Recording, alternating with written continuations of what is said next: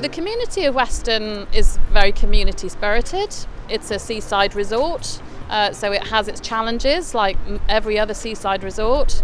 A big part of our placemaking campaign is to make the culture and arts and the natural environment and the built environment really accessible to all of our residents. So the Super Weston placemaking strategy, the culture and arts is a really big part of that. We have a really strong and growing culture and arts community, and they're very, very talented. That helps to encourage people to visit because it's something different.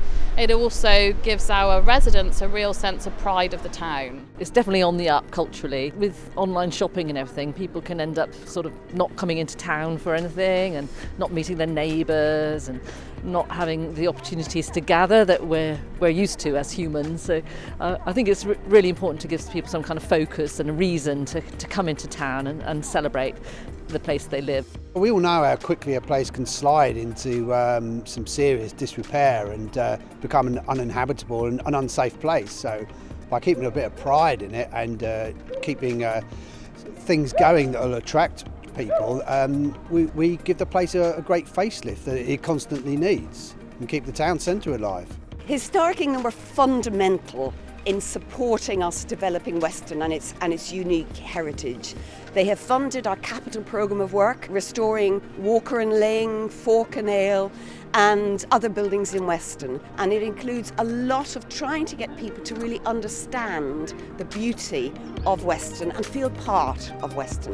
21st Century Super Shrines is a programme funded by Historic England. Some of the shrines are physical, such as the bandstand behind me, and some are more about experience and gathering voices together. One of our shrine projects was with artist Tom Marshman. He gathered lots of stories of sexuality and different experiences over the years, and it was pieced into a brilliant audio trail. These cultural activities do improve a community.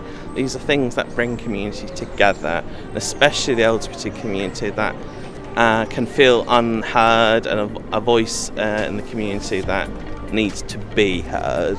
We're stood in front of a fantastic art exhibition which we're hosting in Weston-super-Mare. It's called The Sea Monster. It's part of a national unboxed project, which is 10 events and festivals across the UK.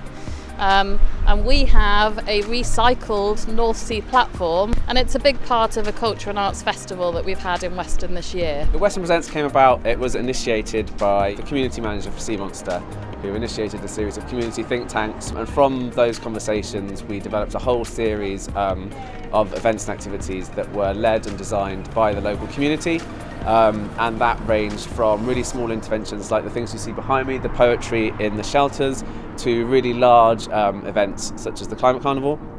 Overall, I think there have been 50 plus events. It's created work for nearly 100 artists. There's been 1,000 participants in all the different events over the summer, and it's really been a brilliant success.